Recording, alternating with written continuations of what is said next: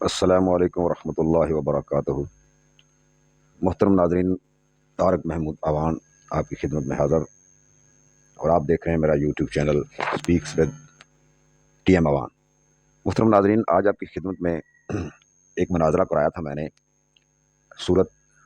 بلکہ باغ فدق پر۔ پیر جمیل احمد صدیقی صاحب ہیں اہل سنت کی طرف سے مناظر، بہت بڑے عالم، اور ان کے مد مقابل جناب علامہ حسن اللہ یاری صاحب، اور وہ تھے امریکہ سے۔ اور باغ فدق جیسا کہ آپ جانتے ہیں کہ ایک بڑا اہم معاملہ ہے، کافی عرصہ دراز سے شیعہ اور سنی کے درمیان یہ ایک متنازع مسئلہ ہے، اس پر بڑی ڈیبیٹس ہوتی رہتی ہیں۔ تو اس مناظرے کے لیے ناچیز کو ایز اے ماڈریٹر فرائض سر انجام دیے، تو بلا کسی تاخیر کے ہم چلتے ہیں اپنے ویڈیو کی طرف، اور ساتھ ساتھ ان پر کمنٹس وغیرہ کریں گے۔ تو آپ سے درخواست ہے کہ آپ اس کو واچ کریں، اس کو دیکھیں اور شیئر کریں، لائک کریں، اور میرے چینل کو سبسکرائب کریں۔ یہ صرف علمی لوگوں کے لیے ہے اور علمی تحقیق کے لیے ہے کہ اصل مسئلہ ہے کیا۔ کسی مذہب، کسی دوست مسلک و کسی کی دل آزاری نہیں ہے۔ اللہ تعالیٰ ہمیں ہماری حفاظت فرمائے، ہمارے ایمان کی حفاظت فرمائے۔ تو شکریہ، یہ ایک ڈسکلیمر تھا۔ تو آئیے ہم بڑھتے ہیں مناظرے کی طرف۔ بسم اللہ الرحمن الرحیم، نحمدہ و نصلی علی رسولہ الکریم۔ محترم ناظرین، آج کی یہ نشست جس میں ہمارے ساتھ اہل تشیعوں کے بڑے عالم علامہ شیخ اللہ یاری صاحب امریکہ سے ہیں، اور پاکستان سے جناب مفتی پیر جمیل احمد صدیقی صاحب ہیں۔ آج کی اس نشست میں جو ہماری گفتگو کا موضوع ہوگا، عنوان ہوگا، جس پر آج مناظرہ ہوگا، وہ ہے باغ فدق۔ ایک بہت اہم مسئلہ ہے جس کی تنقیح کے لیے آج بڑے علماء کو ہم نے مدعو کیا ہے۔ تو آج بروز ہفتہ 8 جون 2024 اس نشست کا باقاعدہ آغاز کرتے ہیں۔ تو میں سب سے پہلے جناب مفتی پیر جمیل احمد صدیقی صاحب کی خدمت میں سلام پیش کرتا ہوں، اور ان سے ایک درخواست کرتا ہوں کہ وہ 2-3 منٹ ابتدائی گفتگو فرما لیں جو آگے بات ہونی ہے اس کے متعلق۔ جی بسم اللہ کیجئے مفتی صاحب۔ بسم اللہ الرحمن الرحیم۔ شکریہ طارق بھائی صاحب آپ کا، کیونکہ چند دن پہلے اور پچھلے مناظرے میں بھی طے ہو چکا تھا، اور لگ بھگ 2 ہفتے قبل یہ تاریخ بھی طے ہو چکی تھی، باغ فدق پر بات ہوگی۔ اس کی دیگر شرائط تو وہی ہوں گی جو پہلے مناظرے والی ہیں۔ ہم نے لکھ کے بھیجا تھا، جسے آپ نے اوکے کیا تھا، کہ اس میں مدعی ہم ہوں گے ایک بات۔ پہلی ٹرن 20 منٹ کی ہوگی، اس کے بعد 4 ٹرنیں 10 منٹ کی ہوں گی، کلوزنگ مدعی کے لیے ہوگی۔ یہ میں چاہتا ہوں کہ آپ کی یاد دہانی کے لیے آپ کی خدمت میں عرض کر دوں، اور ساتھ ساتھ میں عرض کروں گا، کیونکہ یہ سسٹم ہے، اس میں کوشش کرنی چاہیے کہ کہیں بھی مائک وغیرہ بند نہ ہو، تاکہ گفتگو جو ہے وہ ساری کی ساری لوگوں تک بھی پہنچ سکے اور وہ اسے سن بھی سکے۔ بس اتنی سی بات ہے۔ مزید جناب شیخ اللہ یاری صاحب اگر کچھ کہنا چاہیں تو وہ کہہ لیں، اور جب آپ اجازت دیں گے تو ہم اپنی گفتگو شروع کر دیں گے۔ جی بہت شکریہ، جزاک اللہ۔ میں جناب شیخ اللہ یاری صاحب کی خدمت میں سلام عرض کرتا ہوں، اور میں ان کی خدمت میں یہ عرض کروں گا کہ آپ بھی ابتدائی گفتگو میں جو کچھ پیر جمیل احمد صدیقی صاحب نے بات کی ہے، اس کے جواب میں کچھ ارشاد فرمانا چاہیں تو بسم اللہ۔ بسم اللہ الرحمن الرحیم، الحمد للہ رب العالمین، وصلی اللہ علی سیدنا و نبینا ابی القاسم المصطفى محمد وعلى اہل بیتہ الطیبین الطاہرین، ولا سیما بقیۃ اللہ فی الارضین وحجتہ علی العالمین واللعن علی اعدائہم الی یوم الدین۔ میں بہت ہی خوش آمدید کہتا ہوں، ویلکم کہتا ہوں معزز مہمان پیر مفتی جمیل احمد صدیقی دامع عزہ صاحب کو، اور اپنے محترم بھائی جناب طارق محمود ایوان دامع عزہ، اور سب جتنے دیکھنے والے ہیں سب کو خوش آمدید کہتا ہوں اس پروگرام کو دیکھنے کے لیے۔ اور اسپیشل میرا شکریہ ہے، قدردانی ہے پیر صاحب مفتی صاحب کے لیے، جنہوں نے وقت نکالا ہے اپنے بہت ہی بزی اور مصروف اسکیجول سے، محترم تاکہ انشاءاللہ ناظرین، آپ تبارک و دیکھ تعالیٰ رہے ایک ہیں بہت کہ ہی اہم پیر جمیل احمد متنازع اور صدیقی اختلافی صاحب مسئلہ ہے، اور وہ میں نے فدق کا مسئلہ 15 ہے، اس منٹ پر ایک دیے علمی تھے، گفتگو کی جائے۔ پچھلی لیکن دفعہ بھی وہ وہ آئے تھے، دعویٰ تو کی وہ انہوں نے رکھ رہے اپنے ہیں، وہ علم کا، کہتے اپنے نہیں حوصلے 15 کا، منٹ اپنے نہیں، مجھے ادب کا 20 منٹ اور چاہیے۔ اپنے فضل کا تو انہوں نے یہاں حسن پہ اللہ لوہا یاری منوایا ہے، صاحب کی اور ہم بہت خوش ہیں کہ وہ دیکھیں دوبارہ تشریف لائیں۔ ان کی انشاءاللہ تبارک و تعالیٰ امید دریا کرتے ہیں کہ ہم دلی، حق بات اور کریں وہ اور حق کو قبول کرنے کی ان کے اللہ لیے تعالیٰ بڑا ہمیں توفیق عنایت نرم فرمائے۔ گوشہ رکھتے ہیں، اور ان کے احترام میں انہوں جی نے کہا کہ شیخ صاحب، ٹھیک ہے 5 پیر منٹ دے جمیل دیں۔ احمد صدیقی صاحب نے ایک تو فرمایا ہے کہ پہلی ٹرن باہمی شرائط رضامندی کے مناظرہ میں ساتھ انہوں نے میں نے مقرر ان کیا کو ہے کہ وہ 20 منٹ کی 5 ہوگی، منٹ اس یہاں کے بعد جو ٹرن دے ہوگی وہ دیے 10 منٹ کی ہوگی، کہ اور وہ آخری اپنا ٹرن جو ہے مدعی کی ہوگی۔ وہ مدعی दावा اس وقت اس रखें। نشست میں وہ کہتے ہیں میں ہوں. تو ابھی آپ ہم ایگری کرتے ہیں ناظرین تمام چلتے ہیں باتوں سے جو کہ انہوں نے پہلے ان ہمیں کی بھیجی ہوئی ہیں دعوے کی طرف، قاسم جی صاحب بالکل، جو کہ انہوں آپ نے کے جو مودریٹر کہا ہیں. ہے اور کہ میں وہ یہاں مدعی ہیں، پر میں اس بات کو ان بالکل مانتا ہوں، لیکن میں سمجھتا ہوں 20 منٹ بہت لمبا بطور ہے، بورنگ ہو جائے گا. ماڈریٹر 15 منٹ 15 منٹ یہ بہتر ہے. تھوڑی سی تفصیل بتا رہا ہوں کہ ٹائم کیسے لگاؤں گا، اور پھر اس کے بعد ان کو میں اشارہ کروں گا. ابھی میں نے ٹائم لگا دیا ہے، تو پیر صدیقی صاحب نے شروع کیا، تو پلیز شروع کرتے ہیں، سنیں.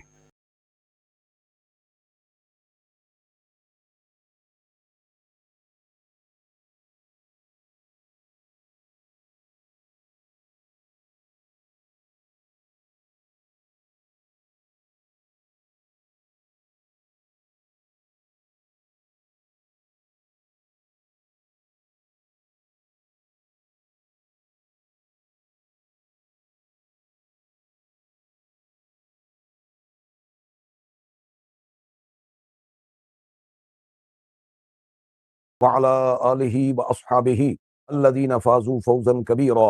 أما بعد، أعوذ بالله من الشيطان الرجيم. بسم الله الرحمن الرحيم. ما أفاء الله على رسوله من أهل القرى فلله وللرسول ولذي القربى واليتامى والمساكين وابن السبيل. صدق اللہ العظیم. پوری دنیا سے دیکھنے اور سننے والے معزز محترم اہل اسلام، اہل حق اور اسلام سے محبت رکھنے والے عاشقان مصطفیٰ، آج کی اس نشست میں جس موضوع پر مناظرہ طے ہوا ہے وہ باغ فدق ہے، مسئلہ باغ فدق ہے. اور شیعہ مذہب کی طرف سے جو نمائندے ہیں وہ جناب شیخ حسن اللہ یاری صاحب ہیں. یہاں اہل سنت و جماعت کی طرف سے میں حاضر ہوں. تو سب سے پہلے تو میں اس پر موقف کے اعتبار سے چند جملے عرض کرنا چاہتا ہوں کہ باغ فدق اسلام کا وہ مسئلہ ہے کہ ابتدا کے اندر اس پر کوئی اختلاف، کوئی جھگڑا، کوئی نظریہ نہ تھا.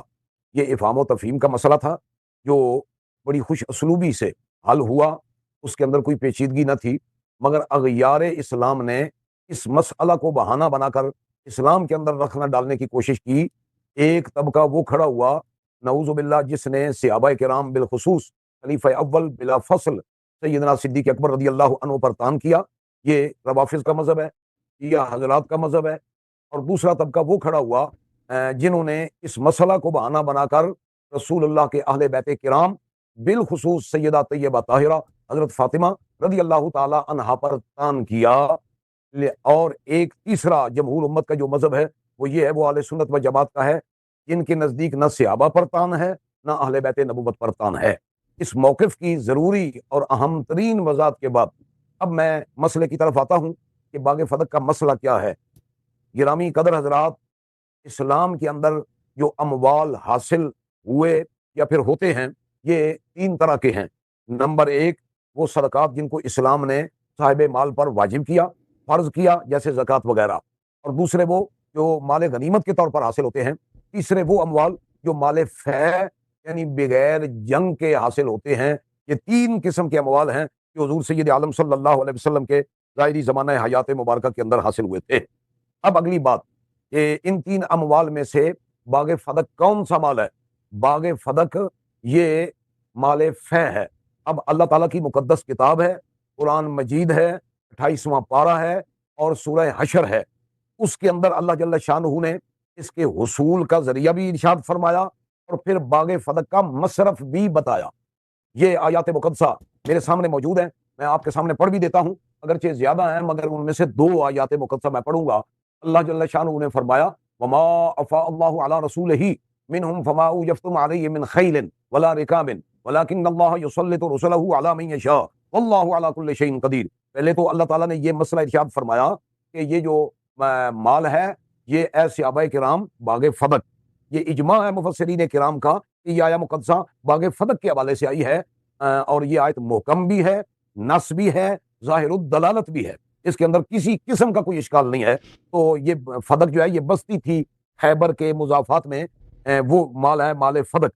اللہ تعالیٰ نے فرمایا کہ یہ وہ مال ہے جسے اے جماعت صحابہ تم نے نہ گھوڑے دوڑا کے حاصل کیا نہ ہی اونٹ دوڑا کے حاصل کیا. اللہ تعالیٰ نے اپنے رسول کو عطا فرمایا اس طرح کہ اہل فدق نے وہ مال آپ کی خدمت میں پیش کر دیا. یہ ہے اس کے حصول کا ذریعہ کہ بغیر جنگ کے فدق کا مال حاصل ہوا. دیگر اموال بھی ہیں جیسے بنی نذیر کے اموال وغیرہ، مدینہ شریف کے قریب بھی تو دیگر اموال بھی ہیں. یہاں بات تو فدق کے حوالے سے ہے. اللہ ताला ने कुरान शरीफ में इसके हुसूल का जरिया कतईयत के साथ मुतय्यन कर दिया। अब दूसरी बात कि बाग फदक का मसरफ क्या है, कि ये कहाँ खर्च होगा, क्या तकसीम होगा, क्या इस माल को किसी की मलकियत में दिया जाएगा या तकसीम किया जाएगा या किस हैसियत से रखा जाएगा। अगली आया मुकद्दसा में अल्लाह जल्ल शानहू इरशाद फरमाता है, मा अफा अल्लाहु अला रसूलिही मिन अहलिल कुरा, ये जो बस्ती फदक का माल है अल्लाह ने जो अता फरमाया है कि ये माल क्या है, अल्लाह ताला इरशाद फरमा रहा है फलिल्लाहि वलिर रसूल, ये अल्लाह के लिए है और उसके रसूल के लिए है, वल जिल कुर्बा और कराबत वालों के लिए है, वल यतामा यतीमों के लिए है, वल मसाकीन और मस्कीनों के लिए है, वब्न सबील और मुसाफिरों के लिए है। ये अगनिया के अंदर बांटने वाला माल नहीं है, तकसीम होने वाला माल भी नहीं है। इसके मसारिफ ये हैं जो अल्लाह ताला ने कुरान शरीफ में बयान फरमा दिए। इस हतमी फैसला कुन खुदाई वजात के बाद अब मैं ये अर्ज करना चाहता हूं, जब अल्लाह ताला ने कुरान शरीफ में बता दिया कि माल फदक ऐसे हासिल हुआ, बागे फदक ऐसे हासिल हुआ और आगे इसका मसरफ ये है, तो उसके बाद विसाल मुबारक तक ये शिया सुन्नी कुतुब का भी इत्तेफाकी मसला है, तारीख का भी इत्तेफाकी मसला है। अल्लाह के प्यारे रसूल सल्लल्लाहु अलैहि वसल्लम ने अल्लाह के इस हुक्म पर अमल फरमाया, इस हुक्म पर अपने आले बैत किराम को इससे खर्च अता फरमाया, आले बैत नबूवत को खर्च अता फरमाया और इसके साथ साथ जो बच जाता यतीमों पर आपने खर्च फरमाया, मसाकीन पर खर्च फरमाया, मुसाफिरों पर खर्च फरमाया, हत्ता के मुजाहिदीन के लिए भी असला वगैरह और दीगर सामान पर भी खर्च फरमाया। विसाल मुबारक तक मामला ऐसे ही रहा कि रसूलुल्लाह ने अपने रब के हुक्म पर अमल फरमाया। जब रसूलुल्लाह का विसाल मुबारक हुआ तो रसूलुल्लाह के खुलफाए राशिदीन ने भी इसी पर अमल फरमाया, जिस अमल की इब्तिदा खलीफा अव्वल बिला फसल ताजदार सदाकत सैयदना सिद्दीक अकबर रदियल्लाहु ताला अन्हु से हुई। लिहाजा इस मसले पर कुरान शरीफ ने वाज़ेह कर दिया कोई गुबार नहीं है। ये बाग फदक में माले फै है, एक बात। नंबर दो, बाग फदक का मसरफ ये है जो अल्लाह जल्ल शानहू ने बयान फरमाया। अब रवाफिद ने तान किया कि खलीफा राशिद ने गलत किया, खवारिज ने तान किया, जिन्होंने बाग फदक पर मुतालबा किया, सवाल किया, उन्होंने गलत किया। नऊज़ु बिल्लाहि मिन ज़ालिक, यहाँ को गलती का सवाल ही पैदा नहीं होता। ये मसला बिल्कुल बेगुबार है। इस बुनियादी और जरूरी हैसियत के बाद असूली तौर पर तो मामला ही हल हो चुका, खुदाई फैसला हो चुका, अल्लाह की अदालत से बागे फदक का फैसला हो चुका है। कौन है जो अल्लाह की अदालत को रद्द करेगा, उसके हुक्म को रद्द करेगा? अल्लाह के रसूल ने भी उसी पर अमल किया, फिर रसूलुल्लाह के खुलफाए राशिदीन ने भी इसी पर अमल किया, अल्लाह के खलीफा आजम सैयदुल अंबिया सल्लल्लाहु अलैहि वसल्लम ने भी इसी पर अमल फरमाया। और आपके जो खुलफा हैं, जिनमें पहले खलीफा अव्वल बिला फसल हजरत अबू बकर सिद्दीक रदियल्लाहु अन्हु हैं, उन्होंने भी इसी पर अमल फरमाया। लिहाजा इस मसले पर कोई गुबार नहीं है। अब इस बुनियादी और मुकम्मल वजात के बाद, जिस पर अब कोई कलाम नहीं हो सकता, मैं जितने एतराज़ात हैं उनमें से दो बुनियादी बड़ी चीज़ें हैं। शिया हज़रात का यह दावा है कि रसूलुल्लाह ने बाग फदक सैयदा तैयबा ताहिरा हज़रत फ़ातिमा रज़ियल्लाहु ताला अन्हा को हिबा कर दिया था। रिवायतें पेश करते हैं मुख्तलिफ किताबों से, कहीं आता के अल्फाज हैं, कहीं वहाबा के अल्फाज हैं। लफ्ज़ वहाबा का आया, कहीं आता आया। इन अल्फाज से ये रिवायत पेश करते हैं। दूसरा दावा ये करते हैं कि ये रसूलुल्लाह का माल विरासत था, तो सैयदा को मिलना चाहिए था। ये दो बुनियादी शिया हज़रात के एतराज़ात हैं, मैं इनकी वज़ाहत करना चाहता हूँ। पहली बात, ये जो रिवायत पेश करते हैं कि रसूलुल्लाह ने सैयदा पाक को अता कर दिया था, हिबा कर दिया था, इस पर एक नहीं कई वजूह से कलाम है। पहली सबसे वजह यह है कि जब अल्लाह जल्ल शानहू ने एक हुक्म वाज़ेह फरमा दिया, कुरान शरीफ के अंदर एक फैसला फरमा दिया, अब उसके खिलाफ किस रिवायत पर हम अमल करेंगे? ऐसा नहीं हो सकता। अगर कोई ऐसी रिवायत दस्तयाब भी होती है तो हम या तो उसे तत्बीक देंगे या फिर उसे किताबुल्लाह के मुकाबले पर छोड़ देंगे, क्योंकि ये आया मुकद्दसा बड़ी जाहिर है, मुहकम है, नस है बाग फदक के बारे में। शिया हज़रात की आयत पढ़ते हैं वातिल कुर्बा हक़्क़हू, इसके तहत हुज़ूर ने सैयदा पाक को अता फरमा दिया था। आगे आयत नहीं पढ़ते, अल्लाह ताला ने फरमाया करीबियों को भी हक दो और इसके साथ साथ वातिल कुर्बा हक़्क़हू वल मिस्कीन वब्न सबील, मिस्कीन को भी दो, मुसाफिर को भी दो। तो अल्लाह का नबी अपने रब के हुक्म के खिलाफ किसी एक को दे देगा? ये बड़ी हैरत की बात है। ये रिवायत किताबुल्लाह से मुतसादिम है, उस आयत से भी मुतसादिम है जिसे शिया हज़रात पेश करते हैं, वातिल कुर्बा हक़्क़हू वल मिस्कीन वब्न सबील भी तो आगे है। लिहाजा एक को हिबा कर देना ये उस अल्लाह के हुक्म के भी खिलाफ जाएगा, उसकी मंशा के खिलाफ। जब ये रिवायत पेश कर देते हैं तो जो किताबुल्लाह के खिलाफ जाती है। बाग फदक की आयात जिन्हें अल्लाह ताला ने नाजिल फरमाया, तो बाग फदक की हैसियत को वाज़ेह फरमा दिया, उसके मसरफ को भी, मसारिफ को भी वाज़ेह फरमा दिया। तो अब हिबा का दावा बिल्कुल उसके खिलाफ है। वो जब उसके खिलाफ जाएगा तो हमें इस रिवायत को मुख्तलिफ तरीकों से समझना पड़ेगा। नंबर एक, इस पर कई बातें हैं। नंबर एक, इसकी रिवायत में कलाम है, ये किताबुल्लाह के खिलाफ है, मुहकम हुक्म के खिलाफ है, किताबुल्लाह की नस के खिलाफ है। ایک بات. اور دوسری بات یہ ہے کہ اس کی روایت کے اندر بھی کلام ہے. نمبر 2 اس کی درایت کے اندر بھی کلام ہے. اور پھر اس کے بعد ہم تطبیق کی طرف بھی جا سکتے ہیں. یہ پہلو بھی اس میں موجود ہے کہ جو حضور نے آتا کا لفظ آیا, آتا آیا یا وہابہ کا لفظ آیا, اس کی تطبیق بھی ہو سکتی ہے کہ باغ فدق جو ہے یہ رسول پاک صلی اللہ علیہ وسلم نے بطور خرچہ, بطور نفقہ انہیں عطا فرمایا تھا, اس کا کچھ حصہ عطا فرمایا تھا, یا سارا سارا کیسے ہو سکتا ہے جب اس کے اندر اور بہت سارے لوگ ہیں جن کے حق ہیں. اللہ کا نبی حق مارتا نہیں ہے, سب حق والوں کو حق دیتا ہے. لہٰذا یہ ہبے کا دعویٰ بالکل باطل ہے. یہ جو روایات, ایک روایت یہ پیش کرتے ہیں ہبے کا دعویٰ تھا, حضرت علی اور حضرت احمد گواہ تھے وغیرہ, یہ روایت بھی ذکر کی جاتی ہے. تو یہ ہبے کا سرے سے دعویٰ ہی کتاب اللہ کے خلاف ہے. نمبر 2 یہ روایت بھی محل نظر ہے, اس پر کلام ہے, یہ قابل وثوق اور قابل اعتبار نہیں ہے. اور یہ شیعہ کتب کے اندر بھی موجود ہے کہ یہ مالف ہے, مالف ہے, کسی کی ملک بھی نہیں ہوتا. نمبر 2 جو شیعہ حضرات کہتے ہیں کہ باغ فدق جو ہے یہ تھا اپنا مال وراثت. تو یہ مال وراثت ہے, یہ یاد رکھیے گا, جو اللہ کا نبی ہوتا ہے وہ مالی وراثت نہیں چھوڑتا, وہ علمی روحانی وراثت چھوڑتا ہے. نبی اللہ کی وراثت نہیں. سنی کتب کے اندر یہ روایات بڑی کثرت سے موجود ہیں. یہ میرے سامنے بخاری شریف پڑھی ہوئی ہے وغیرہ, تو اس کے اندر حدیث موجود ہیں اور دیگر کتب کے اندر موجود ہیں. سرکار نے فرمایا جو انبیاء ہیں وہ مال کا وارث نہیں بناتے, وہ علم کا وارث بناتے ہیں وغیرہ. یہ اور پھر شیعہ کتب کے اندر بھی یہ وضاحت موجود ہے. یہ میرے سامنے کتاب موجود ہے جس کا نام ہے اصول کافی. اصول کافی, اس کے صفحہ 32 اور 34 پر بھی یہ حدیث موجود ہے. وہ کیا ہے؟ ابو عبداللہ علیہ السلام سے روایت ہے, عن ابی عبداللہ علیہ السلام قال ان العلماء ورثۃ الانبیاء وذاک ان الانبیاء لم یورثوا درہما ولا دینارا. جو انبیاء ہیں ان کا ورثہ علم ہے, یہ درہم اور دینار کو نہیں چھوڑتے. وانما اورثوا, وہ انبیاء جو ہیں وہ وارث بنائے جاتے ہیں کس بات کے؟ احادیث مقدسہ کے. احادیث من احادیثہم فمن اخذ بشیء منها فقد اخذ حظا وافرا. جس نے یہ حصہ لیا وہ وارث ہوا انبیاء کا. میں کہنا یہ چاہتا ہوں یہ شیعہ سنی کتب کا طے شدہ مسئلہ ہے. انبیاء کی مالی وراثت نہیں ہوتی, جس کا میں نے آپ کے سامنے ذکر کر دیا. اب اس پر اعتراض ہے, اب نہیں ہوتی تو آپ کی کتاب میں بھری ہوئی ہے. مطالبہ کیا اس باغ فدق کا. سیدہ فاطمہ الزہرا نے بطور وراثت, حضرت عباس نے بطور وراثت, حضور کی ازواج مطہرات نے بھی بطور وراثت. تو یہ مطالبہ کیوں کیا؟ میں اس کی وضاحت کرنا چاہتا ہوں کہ یہ میرے ساتھ میں بخاری شریف ہے. بخاری شریف اس کے اندر موجود ہے, ایک کتاب الفرائض کے اندر یہ موجود ہے کہ سیدہ طیبہ طاہرہ حضرت فاطمہ الزہرا اور سیدنا حضرت عباس بن عبد المطلب رضی اللہ عنہما, اور ساتھ ہی یہ حدیث بھی موجود ہے کہ حضور کی ازواج مطہرات نے بھی مطالبہ کیا. حضرت عثمان غنی رضی اللہ تعالیٰ عنہ کے ذریعے سے انہوں نے بھی چاہا کہ ہمیں بھی حصہ دیا جائے. کیوں؟ اسلام کے اعتبار سے جب رسول اللہ کا وصال مبارک ہوا, اگر وراثت کا قانون سامنے رکھا جائے تو ازواج مطہرات بھی وارث ہیں, حضور کی صاحبزادی بھی وارث ہیں. نرینہ اولاد دنیا میں نہ ہونے کی وجہ سے بطور اسبا حضور کے چچا پاک حضرت عباس بن عبد المطلب بھی وارث ہیں. یہ جو وراثت کے قانون کے اعتبار سے ہیں, ان سب کا مطالبہ ہے. میں کہنا چاہتا ہوں جو لوگ کہتے ہیں حضرت فاطمہ نے سوال کیا, یہ بھی غلط ہے. سب حضور کے اہل بیت کرام جو شرعی قانون وراثت کے اعتبار سے حقدار ٹھہرتے ہیں انہوں نے سوال کیا, اور آگے سے خلیفہ وقت نے رسول اللہ کا یہ فرمان سنایا کہ اللہ کے پیارے جو نبی ہیں, انبیاء کی جو جماعت ہے, یہ مالی وراثت نہیں چھوڑتے بلکہ ان کی وراثت علم ہے. لہذا اس پر معاملہ ہی ختم ہو گیا, کوئی کلام ہی نہ رہا. میں یہ دو باتیں آپ کے سامنے وضاحت کر چکا, ان کی وضاحت کر چکا ہوں. ہبے کا دعویٰ یہ قرآن سے متصادم ہے, وراثت کا دعویٰ یہ بھی قرآن سے متصادم ہے. آپ سوال کریں گے سوال کیوں کیا, پھر مانگا کیوں؟ کیا ان کو نہیں پتا تھا مسئلے کا؟ ہاں پتا تھا, یہ نبی پاک کا گھرانہ ہے.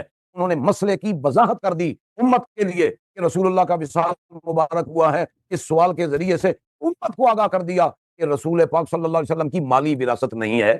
اب دیکھیے اس پر میں ایک بڑا چیلنج دینا چاہتا ہوں کہ باغ فدق یا کسی مال کے اس طرح اس نوعیت کے کسی بھی امر پر نہ ازواج پاک کا اعتراض ہے, نہ حضرت عباس بن عبد المطلب کا اعتراض ہے, نہ مولا علی شیر خدا کا اعتراض ہے, نہ سیدہ فاطمہ الزہرا رضی اللہ تعالیٰ عنہ کا اعتراض ہے, نہ ہی جناب حسنین کریمین سیدہ شباب اہل الجنہ کا اعتراض ہے. میں سمجھتا ہوں جب حق ظاہراً قانون وراثت کی روشنی میں جن کا بنتا ہے ان کو اعتراض نہیں ہے, تو ہمارے بھائی شیخ حسن اللہ یاری صاحب کو بھی نہیں کرنا چاہیے, یہ اعتراض نہیں کرنا چاہیے, شیعہ حضرات کو بھی نہیں کرنا چاہیے. یہ مسئلہ ہے ہی نہیں. کب پیدا ہوا؟ کوئی جھگڑا نہ تھا, کوئی مسئلہ نہ تھا. صرف اور صرف جن لوگوں نے صحابہ پر تان کرنا تھا, روافض نے, انہوں نے اس مسئلے کو سامنے رکھ کر تان کیا, اور خوارج جنہوں نے اہل بیت نبوت پر تان کرنا تھا انہوں نے فدق کا بہانہ بنا کر تان کیا، لیکن اہل سنت و جماعت کے نزدیک اور دلائل شرع بھی اس پر اس سے بڑی دلیل کیا ہوگی یار، جب اللہ کا فیصلہ موجود ہے، خدا کی عدالت کا فیصلہ موجود ہے۔ اب یہ وہ فیصلہ ہے جس کے سامنے کوئی کلام نہیں ہے۔ اللہ تعالیٰ نے واضح فرما دیا، باغ فدق اللہ نے اپنے محبوب کو عطا کیا، یہ جنگ سے حاصل نہیں ہوا، ٹائم ختم اور اس کے مصارف پھر انشاءاللہ آپ کی بات کریں۔ جی فرمائیے گا۔ جزاک اللہ، جزاکم اللہ خیر۔ بسم اللہ الرحمن الرحیم۔ محترم ناظرین، آپ نے پیر جمیل احمد صدیقی صاحب کے دلائل سنے باغ فدق پر۔ بہت ہی احسن انداز سے انہوں نے بڑے اطمینان کے ساتھ، تحمل کے ساتھ اپنے 20 منٹ کے ٹائم کو اویل کیا، اور انہوں نے جو فرمایا کہ جو باغ فدق ہے یہ مال فیض ہے، قرآن کی آیت پڑھی اور احادیث آپ کے سامنے پڑھ کر سنائی کہ یہ مال فیض ہے، یہ یتیم اور لوگوں کا اور دوسرے لوگوں کا حق ہے اور یہ وراثت نہیں ہے۔ اور پھر اصول کافی سے ایک روایت پڑھ کر سنائی اس کے اپنے مقدمے کے استدلال میں، کہ وہاں سے انہوں نے پڑھی کہ علم جو ہوتا ہے نا وہ انبیاء کی وراثت ہوتی ہے اور نہ کہ مال دولت درہم و دینار۔ تو اب یہ تھا کہ پھر سوال یہ ہوا کہ حضرت فاطمہ الزہرا نے یہ کیوں اٹھایا اور یہ حضرت علی نے بعد میں کیوں یہ ڈیمانڈ کی؟ تو کہتے ہیں اگر یہ بہت اچھا بیان کیا آپ نے، بہت اچھے دلائل رکھے آپ نے۔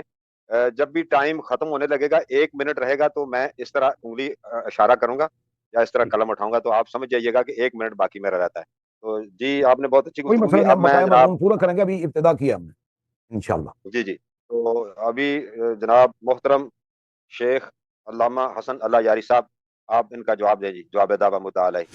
جی میں جی شروع کریں آپ۔ بسم اللہ الرحمن الرحیم۔ دیکھیں میرے محترم ناظرین، پیر مفتی جمیل احمد صدیقی صاحب کے کلام میں تضاد اور خلل بہت سارے ہیں۔ پہلی بات ہے کہ وہ اس بات کا کیا قبول کرتے ہیں کہ فدق رسول پاک صلی اللہ علیہ وآلہ وسلم کا شخصی ذاتی ملک تھا یا نہیں قبول کرتے ہیں اس بات کو واضح طور پہ کہہ دیں۔ ایک دفعہ وہ کہتے ہیں کہ یہ فقراء کا ہے، اغنیاء اس میں ابن سبیل کا ہے، ان سب کا ہے۔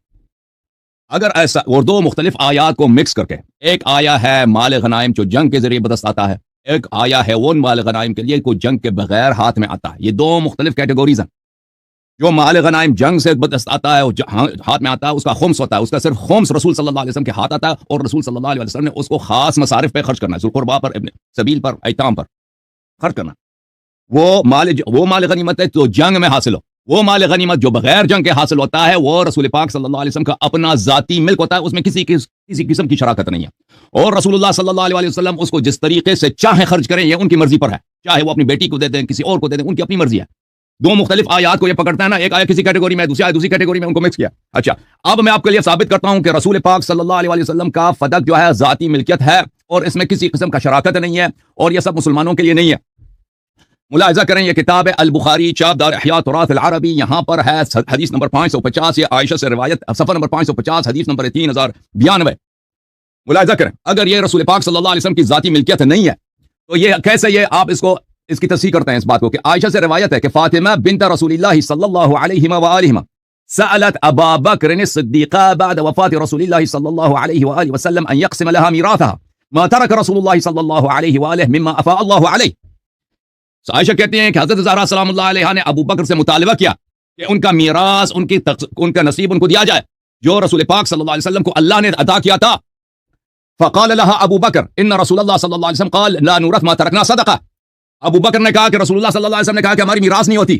اگر یہ پیغمبر کا ذاتی ملکیت نہیں ہے، ابو بکر کا یہ جواب غلط ہے۔ ابو بکر کہہ دیتے نا کہ یہ تو ان کی ذاتی ملکیت ہی نہیں ہے، یہ تو بیت المال کا حصہ ہے۔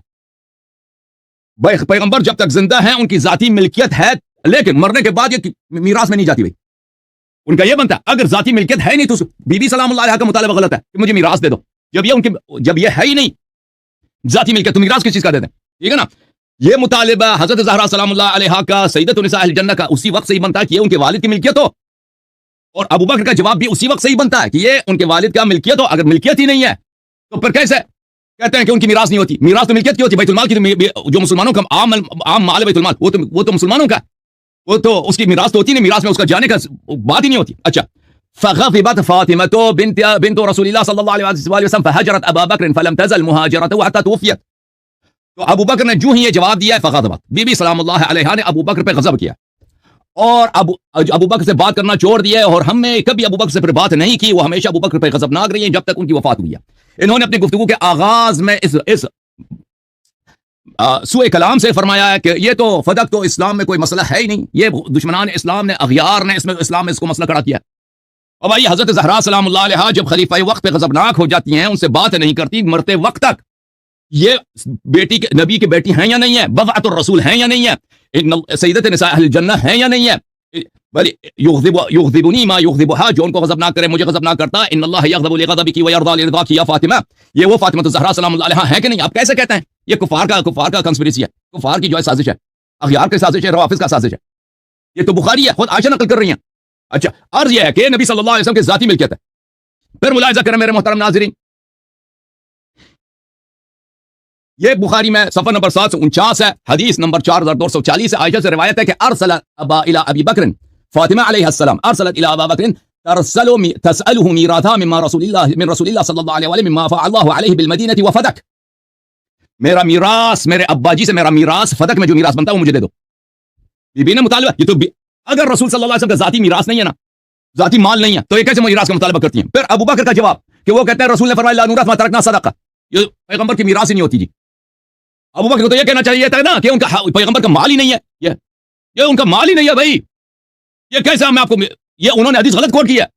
ابو بکر کو پتا تھا کہ یہ رسول اللہ صلی اللہ علیہ وسلم کا ذاتی مال ہے، تبھی کہتا ہے کہ اس کی میراث نہیں بنتی۔ اچھا، یہ مسلم میں بھی ہے، دوسرے کتب میں بھی موجود ہے، سنن ترمذی وغیرہ وغیرہ میں موجود ہے۔ اچھا، یہ ملاحظہ فرمائیے الجامع الکبیر، جامع ترمذیہ کتاب الوصایا جلد نمبر 2، یہاں پہ ملاحظہ کریں ان فاطمہ علیہ السلام جاءت ابا بکر تسأل میراثها من رسول اللہ صلی اللہ علیہ وسلم، بی بی سلام اللہ علیہ نے ابو بکر سے میراث کا مطالبہ کیا۔ ابو بکر نے کہا کہ پیغمبر نے فرمایا ہماری میراث نہیں ہوتی، قالت واللہ لا اکلمکما ابدا فماتت ولا تکلمہما، بی بی سلام اللہ علیہ نے کہا میں آخر تک آپ سے بات نہیں کروں گی۔ ابو ہریرہ کہتے ہیں ان کی وفات ہو گئی، ابو بکر عمر سے وہ بات نہیں کرتی تھی، غضبناک تھی ان پر کہ تم نے میرے بابا پہ جھوٹ باندھا، میرے حق کو تم نے کھا لیا۔ یہ اغیار کا سازش ہے بھائی صاحب۔ یہ سیرت النبویہ لابن ہشام ہے، جس 41 چاپ دار احیاء تراث العربی، صفحہ نمبر 352 میں ملاحظہ کریں میرے محترم ناظرین۔ اہل فدق نے رسول اللہ صلی اللہ علیہ وسلم کو ایلچی بھیجا، یسألونہ ان یسیرہم ویحقن دماءہم، کہ ہمیں قتل نہ کیا جائے، ہمیں یہاں سے جانے دیا جائے، اور رسول اللہ صلی اللہ علیہ وآلہ وسلم نے ان کے ساتھ مصالحہ کیا ہے۔ فکانت خیبر فیئا للمسلمین وکانت فدق خالصتا لرسول اللہ صلی اللہ علیہ وآلہ وسلم، خیبر مال غنیمت تھا، خیبر کا وہی تھا جو 5 حصوں میں تقسیم ہوتا ہے، ٹھیک ہے نا، 4 حصہ جنگجوؤں کے لیے، 1 حصہ خمس ہوتا ہے، اور وہ خمس جو ہے وہ بھی اس کے مصارف موجود ہیں۔ فدق خالصتاً، خالص تھا، خالص مال تھا نبی صلی اللہ علیہ وسلم کا۔ اور میں اس عمر بن الخطاب نے خود اپنے خطبوں میں مختلف کتب میں اس بات پہ انہوں نے تصریح کیا کہ فدق خالص تھا رسول اللہ صلی اللہ علیہ وسلم کی ملکیت میں۔ اچھا، اور جو آیات آپ نے پڑھی ہے یہ 2 مختلف آیات ہیں میرے عزیزو، ما افاء اللہ علی رسولہ منہم صلی اللہ علیہ وسلم فما اوجفتم علیہ من خیل ولا رکاب ولکن اللہ یسلط رسلہ علی من یشاء، یہ وہ آیت ہے جو مال بغیر جنگ کے ہاتھ میں آ جاتا ہے، یہ خالص نبی صلی اللہ علیہ وسلم کی ہوتی ہے۔ اس کے بعد والا جو آیت نمبر 7 ہے، ما افاء اللہ علی رسولہ من اہل القرى فللہ والرسول ذی القربى والیتامى والمساکین وابن السبیل، وہ ہے جو جنگ میں ہاتھ میں آتا ہے۔ آپ نے دونوں کو مکس کر دیا مولوی صاحب۔ اچھا،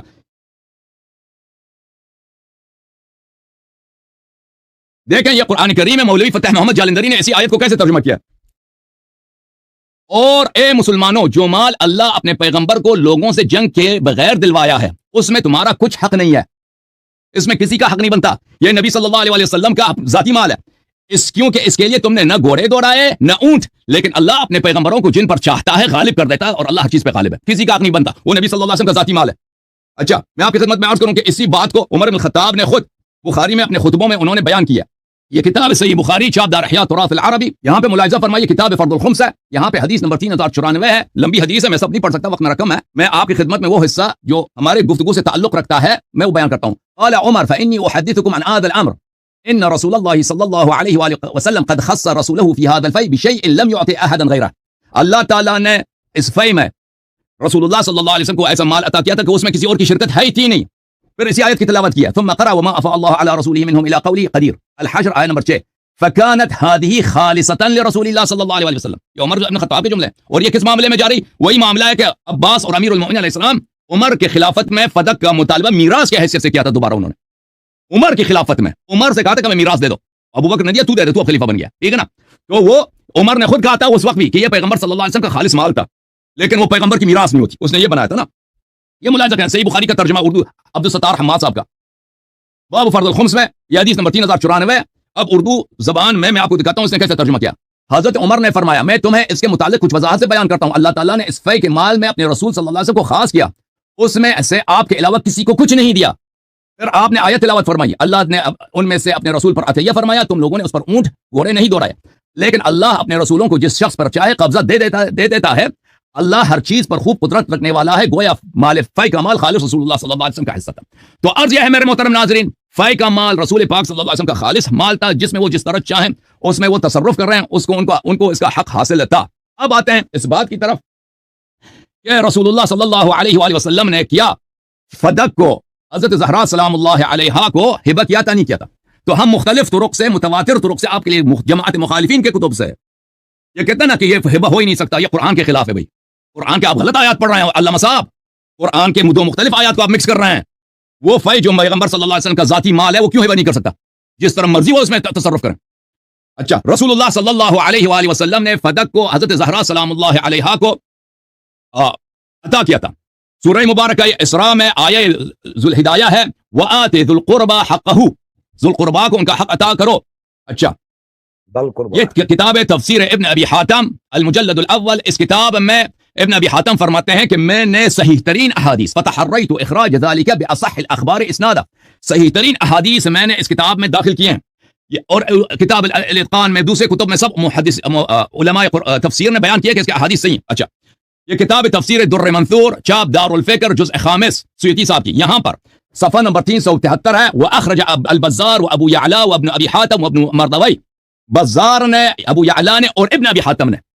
وہ ابن ابی حاتم جس نے کہا کہ اس کے سب احادیث صحیح ہیں, اور سیوطی نے اپنے کتاب الاتقان میں اور اللآلی المصنوعہ میں فی الاحادیث الموضوعہ میں اس میں بھی تصریح کی ہے کہ اس کے سب احادیث اس نے صحیح حدیث اخراج کی ہیں. اچھا, تو بزار نے, ابن ابی حاتم نے, ابو یعلا نے, ابن مردوی نے ابو سعید سے روایت کی ہے. کیا روایت کی ہے؟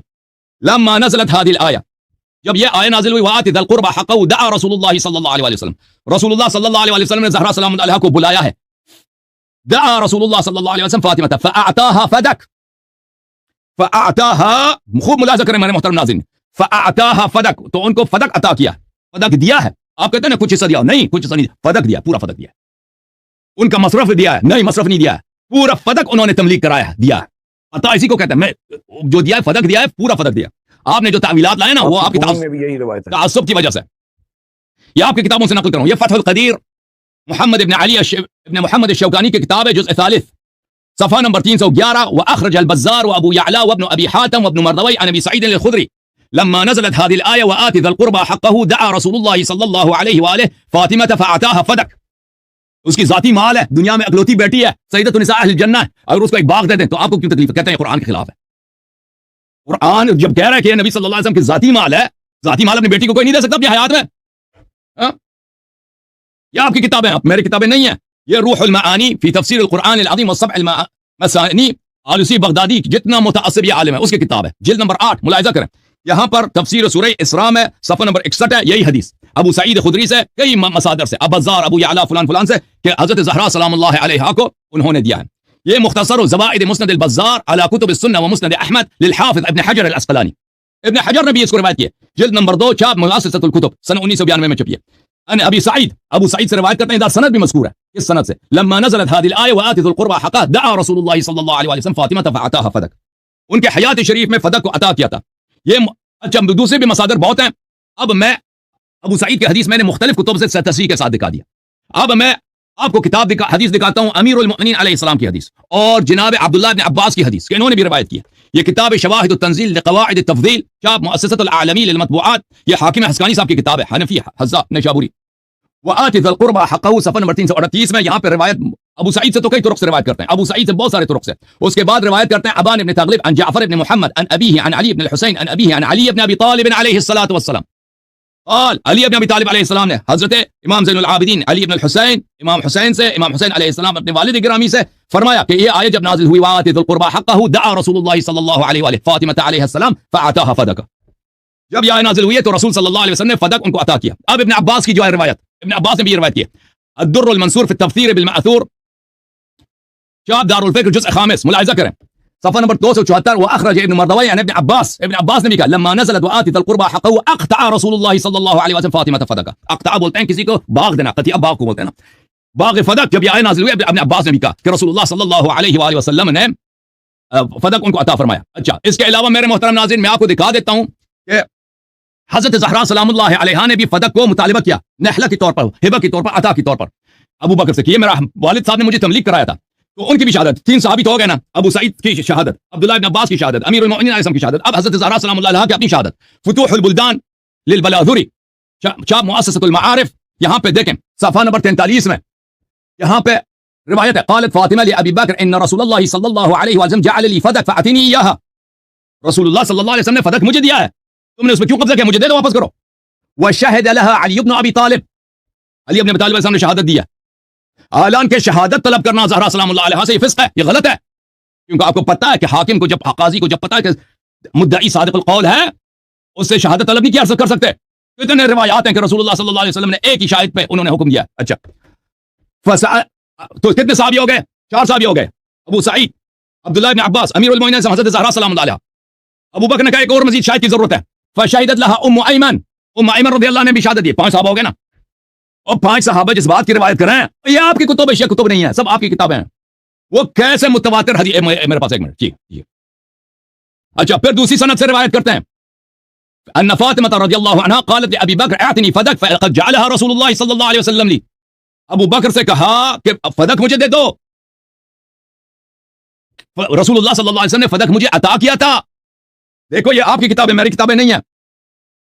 ये किताब तारीख़ुल मदीनतिल मुनव्वरह लिब्न शब्बाह अन-नुमैरी, जुज़ अव्वल, छाप मिस्र। यहां पे मुलाहिज़ा करें, यहां पे रिवायत करते हैं ज़ैद इब्न अली से, ज़ैद इब्न अली इब्न अल-हुसैन सल्लल्लाहु अलैहि व आलिहि, कहते हैं, रावी कहता है कि मैं ज़ैद इब्न अली के साथ अना उरीद अन उहज्जिन अम्र अबी बकर, मैं अबू बकर की बुराई बयान करना चाह रहा था। और मैंने इस तरह ज़ैद कुल तो ज़ैद, मैंने ज़ैद से कहा इन्न अबा बकर इंतज़अ। बिस्मिल्लाहिर्रहमानिर्रहीम। जनाब अल्लाह यारी साहब ने बुनियादी तौर पर जो मैंने दलाइल पेश किए उनका जवाब नहीं दिया। मैंने किताबुल्लाह की मुहकम आयत से ये साबित किया कि बाग फदक ऐसे हासिल हुआ, और उसका मतलब ये है, ये कहते हैं मिल्क है, आपकी ज़बान से मिल्क है, क्या आप तहसीलदार हैं, अलाटमेंट करेंगे? मुहतरम नाज़रीन, यहाँ अल्लामा हसन अल्लाह यारी साहब ने बाग फदक के मुकदमे का जवाबी मुकदमे अपना जवाब दावा रखा है, उसमें उन्होंने बहुत सी सुन्नी किताबों का हवाला दिया है। तो अब हम देखते हैं कि मौलाना जनाब पीर जमील अहमद सदीकी साहब इसका क्या जवाब देते हैं। तो मुझे तो लगता है कि वो कहेंगे कि मैंने कुरान पाक की मुहकम आयात पढ़ी हैं, उसके आयात का बारे में जो उन्होंने माल फ़ैक के मुसर्रफ बताए हैं कुरान में, उसके बारे में कुरान पेश करते हैं। तो देखते हैं नाज़रीन क्या फरमाते हैं। बाग फदक की खुदा का फैसला कुरान में मौजूद है, बाग फदक पर आयात मौजूद हैं जो खास उसके बारे में है, उसके मसारिफ का जिक्र है, अल्लाह के नबी ने उस पर अमल फरमाया, अगर अमल नहीं फरमाया तो मुतालबा का है। बाकी जो ये आपने बात की है किताबुल्लाह के मुकाबले पर, मेरा ये सवाल है कौन सी बात है जिसको आप हुज्जत बनाएंगे अल्लाह के फैसले पर? आप तो नबी पर भी इल्जाम लगाना चाहते हैं कि खुदा ने नबी से फरमाया कि माल को यहाँ ज़ब्त करना है, और नबी ने उसके खिलाफ कर दिया। नऊज़ु बिल्लाहि मिन ज़ालिक। खुदा फरमाए व आते ज़ल कुर्बा हक़्क़हु वल मिस्कीन वब्न सबील, आपने करीबियों को, मुसाफिरों को, गरीबों को देना है, नबी एक को दे दे। ये आप नबी के किरदार पर एतराज उठा रहे हैं। दूसरी बात जो है बाग फदक के बारे में जो आगे रिवायत है, यहाँ वो भी है कि फलिल्लाहि वलिर रसूल वलिज़िल कुर्बा वल यतामा, वो इलाम जिसको आप तमलीक का समझ के माना कर रहे हैं कि रसूलुल्लाह की तमलीक है, वो ज़विल कुर्बा के लिए भी तमलीक है, मुसाफिरों के लिए, मस्कीनों के लिए, यतीमों के लिए भी है। आप कहाँ जा रहे हैं? किताब मैंने पहले अर्ज किया, ये किताबुल्लाह की मुहकम आयात हैं, नस भी हैं, ज़ाहिर दलालत भी है। एक एक हैसियत का मुनकिर काफिर है, इन अहकाम को जो ना माने वो 3 वजह से काफिर होगा। ये नस भी है, मुहकम भी है, जाहिर भी है, इसके मुकाबले पर क्या हुज्जत है? आपने जो हिबे वाली रिवायत मैंने पहले वजाहत कर दी, आपने जो पढ़ी है उसमें कहीं मलकियत का जिक्र है। एक बात कई वजूह से कलम है, हिबा ताम तब होता है जब कब्जे में हो, वफात तक ये माल रसूलुल्लाह के पास रहा, अब कब्जे ही नहीं हुआ तो हिबा कैसे हो गया? ये भी कोई बात समझने की है। नंबर 2, खुदा को फरमाया आपने यहाँ से रद्द करना है, नबी उसके खिलाफ हिबा कर देगा इसे, नऊज़ु बिल्लाहि मिन ज़ालिक। ये अल्लाह के नबी पर आपका एतराज है, कुरान पर एतराज, नबी पर एतराज, खुदा पर एतराज। आप कहाँ जा रहे हैं, क्या कर रहे हैं, क्यों मुसलमानों को खराब कर रहे हैं? मैंने किताबुल्लाह की मुहकम आयात से इसकी हैसियत को वाज़ेह किया है, इसके मुकाबले पर दलील लाएं। मैंने कहा ये जो आप रिवायतें पेश करते हैं, इसमें रिवायत में कलाम, दिलायत में कलाम, किताबुल्लाह की मुखालफत, हम तत्बीक के कायल हैं। हमने ये तत्बीक दी हुई है हमारे उलमाए किराम ने कि अगर आपने कोई हिस्सा या कोई शय आले बैत में से किसी को भी अता फरमाई थी, वो बतौर तौलीयत थी, ना कि बतौर मलकियत।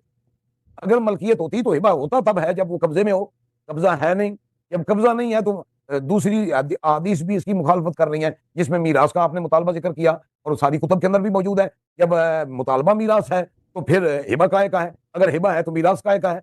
ये मुतजाद चीजें, इनको समझने की जरूरत है। हम डाउट कम लगाते हैं, तत्बीक की तरफ ज्यादा जाते हैं। मैंने पहले अर्ज कर दिया सैयदा पाक का, हजरत अब्बास का और अज़वाज मुताहरात का, ये मेरे सामने बुखारी शरीफ है। मैं अगर ये सारी हदीसें पढ़ूंगा तो ये हमने जो वक्त तय किया मुनाजरे का, ये बहुत कम पड़ेगा। इस पर हमारे तो दफातर बने हुए हैं दलाइल के, अल्हम्दुलिल्लाह अला ज़ालिक। तो मैंने बता दिया, अज़वाज मुताहरात ने मुतालबा किया, सैयदा पाक ने फरमाया, हजरत अब्बास ने कानून विरासत के एतबार से ये सारे वारिस बनते हैं। मुतालबा करने का समझते थे वो खारजी हैं जो कहते हैं आले बैत गलती पर थे, रफजी हैं वो जो कहते थे कि अबा गलती पर हैं, इन्होंने नहीं दिया, खलीफा राशिद गलत है। हम अल्हम्दुलिल्लाह अहले सुन्नत व जमात है, हमारे नजदीक ना वो गलत है ना ये गलत है, ना वो खता पर है ना ये खता पर हैं, बल्कि हम समझते हैं पूरे आले बैत नबूवत ने और रसूलुल्लाह की अज़वाज पाक ने, आपके चचा पाक ने, आपकी साहबजादी पाक ने, सैयदा निसाए आलिल जन्ना ने, सवाल इसलिए हज़रात मोहतरम, यहाँ बड़ा अच्छा मनाजरा अपनी टेम्पोस ने बना लिया था, तो लेकिन अचानक उनका पीर जमील अहमद सदीकी साहब का जो है कोई टेक्निकल इशू हो गया, इसलिए वहाँ हमें मनाजरा रोकना पड़ा। तो अब दोबारा देखते हैं कि कंटेक्ट हो चुका है, तो अब हम दोबारा उनकी बात सुनते हैं। क्या कहते हैं जी? जो पिछले उनके जो 6-5 मिनट रहते हैं वो उनको हम देते हैं। मुफ्ती साहब आपको अब यानी 6 कि मिनट दे जैसे दें, कह रहे हैं कि साढ़े 6 मिनट। नहीं 6 मिनट चले, 6 मिनट बात चलो करें यार और कोई नहीं, एक आप फराख दिल हैं और दे देंगे हमें टाइम। बिस्मिल्लाहिर्रहमानिर्रहीम। नहीं मैं ये जो बात की जी मैंने अर्ज किया, विरासत के हवाले से भी मैंने मकसद अर्ज कर दिया आले बैत नबूवत का और सरकार का जी फैसला मुबारक, तो शिया कुतुब के अंदर भी मौजूद है, सुन्नी कुतुब के अंदर भी मौजूद है। अब ना मानने की यहाँ गुंजाइश है ही नहीं सिरे से। रह गई बात गादेबात की, हाजरत की, वलम तुकल्लिमू की, हता मातत, ये ना हदीस है, ना रसूलुल्लाह का फरमान है, ना अल्लाह का फरमान है, ये रावी का अपना तासुर है। ये सही भी हो सकता है, गलत भी हो सकता है। उन्होंने खामोशी इख्तियार कर ली, रावी समझ गया शायद गुस्से में हूँ। ये हकीकत के बिल्कुल खिलाफ जाएगी बात। और फिर ये जो रिवायात हैं जोरी से, चंद रिवायात के अंदर गालिबत के अल्फाज हैं, बाकी के अंदर हैं ही नहीं सिरे से। इज़्तिराब है इस कलाम के अंदर भी। इस इज़्तिराब की वजह से ये काबिल एतमाद नहीं है। अगली बात मैं ये कहना चाहता हूँ, विसाल रसूल के बाद 6 माह सैयदा पाक जिंदा नहीं। कौन बीबी है जिसने अपना घर छोड़ के अल्लाह की नबी की शहजादी की खिदमत की है, तीमारदारी की है, विसाल मुबारक तक की है, गुस्ल मुबारक दिया आपके लिए, वो जो पंगूड़ा वगैरह जो है वो बनाया जिसके अंदर आपका जसद पाक था, वो कौन है? वो इसी रसूलुल्लाह के खलीफा राशिद की बीवी हजरत अस्मा है। आप कहते हैं गालिबत होती तो ये अपना घर छोड़ के उनके घर जाती। कोई हकीकत की बात है, ये मेरे सामने इब्ने अदीद पड़ी हुई है। और इसके अंदर लिखा हुआ है फसल्ला अलैहा अबू बकर। अगरचे इस मसले के अंदर मुख्तलिफ रिवायात भी हैं, मगर इब्ने अदीद की रिवायत है और शिया कुतुब के अंदर भी कि जनाजा भी उनका अबू बकर सिद्दीक ने पढ़ाया। उनकी खिदमत सैयदा पाक की उनकी बीवी ने की, गुस्ल वफात भी उन्होंने दिया। आप कहते हैं गादे बात कैसे? किसने कहा गादे बात? सैयदा फातिमा ने फरमाया गदिब तो अला अबी बकर, या मौला अली ने फरमाया गादिबत फातिमा तो अला अबी बकर, या इमाम हसन ने फरमाया गादिबत फातिमा तो, या गादिबत उम्मी अला अबी बकर, या इमाम हुसैन ने फरमाया गादिबत उम्मी अला अबी बकर। जब उनको एतराज नहीं है तो यारी साहब आपको भी नहीं होना चाहिए। माशाल्लाह आप समझदार लोग हैं, तो यकीनन इस पर अमल करेंगे। अभी मैं आपके सामने आपके हवाले रखना चाहता हूँ, शायद मेरा वक्त मुझे साथ न दे, मैं अगली टर्न में इंशाल्लाह इसकी वजाहत करूंगा कि हजरत सैयदना सिद्दीक अकबर रज़ी अल्लाह तआला अन्हु का फैसला, खुलफाए राशिदीन का फैसला, इसकी आपकी किताबों में क्या अहमियत है और आले बैत नबूवत की यहाँ क्या अहमियत है, इंशाल्लाह मैं अपनी टर्न में इसकी वजाहत करूंगा। तो मैं अर्ज कर चुका, ये हिबे वाली जो बात किसी तरह भी काबिल एतमाद नहीं है। बवजू बवजू जब माल रखे ही रसूलुल्लाह ने अपने पास है, हिबा कैसे किया? कुरान का हुक्म क्या है? रसूलुल्लाह का अमल क्या है? अल्लाह का हुक्म भी जो है वही रसूलुल्लाह का अमल मुबारक भी है। अब ऐसी रिवायत काबिल एतमाद होती हैं, उनके अंदर कलाम, दिरायत में कलाम, रिवायत में कलाम, कुरान से मुतसादम, और फिर मलकियत के अल्फाज भी नहीं है उनमें। फिर हिबा के अगर लफ्ज आए भी हैं तो वो ताम होता है कब्जे से, कब्जा रसूलुल्लाह के पास है, तो हिबा कैसे हुआ? हिबा तो या एक शय दी है तो वो उसके हवाले कर दी जाती है मौहूब के, मौहूब ला के, मौहूब शय मौहूब ला के हवाले की जाती है। एक आदमी एक को एक शय देता है, उसे दे देगा, उसके कब्जे में जाएगी तब हिबा होगा ना। जब है ही रसूलुल्लाह के पास, खुद हुजूर ने अमल फरमाया ऐसे, अपने पास रखा ये माल, तो हिबा कैसे हुआ? कुरान पाक जो है वो भी गवाह है, अल्लाह का रसूल भी गवाह है। इस पर तवातुर क्या, मैं कहता हूँ मुसलमान तो क्या काफिर भी इस बात का इनकार नहीं कर ऐसे हकायक का। اور آپ ان کو توڑ مروڑ کے پیش کریں, لوگوں کے ایمان خراب کریں. یہ کہاں لکھا ہوا ہے کہ کتاب اللہ کی آپ مخالفت کریں؟ ملکیت رسول اللہ کی ملکیت کہاں لکھا ہے اس آیت میں؟ فَلِلَّهِ وَلِلرَّسُولِ وَلِذِي الْقُرْبَى وَالْيَتَامَى وَالْمَسَاكِينِ وَابْنِ السَّبِيلِ. مالف ہے کہ یہ مصارف ہیں. اس کے اندر اگر آپ نے ملکیت کا حق دینا ہے تو سارے مصارف کو دیں گے. ایک آدمی ایک شے مشترکہ ہو جائے, ایک آدمی اس سے لے لے, دوسروں کا حق مار دے, نعوذ باللہ وہ تو ظالم ٹھہرے گا. آپ تو اہل بیت نبوت پر بھی الزام لگا رہے ہیں کہ یہ نعوذ باللہ دوسروں کا حق کھانے والے ہیں. یہ تو وہ گرانا ہے. امام حسن نے ایک کھجور لی تھی صدقے کی, منہ میں ڈالی بچپن میں, تو اللہ کے پیارے نبی نے وہ بھی نکال دی. انما لا تحل لمحمد ولا لآل محمد. حضور نے تو ایک کھجور تک نہیں انہیں کھانے دی کہ یہ حق غریبوں کا ہے. آپ سارا مال ہی ان کو کہتے ہیں کہ ان کا حق ہے.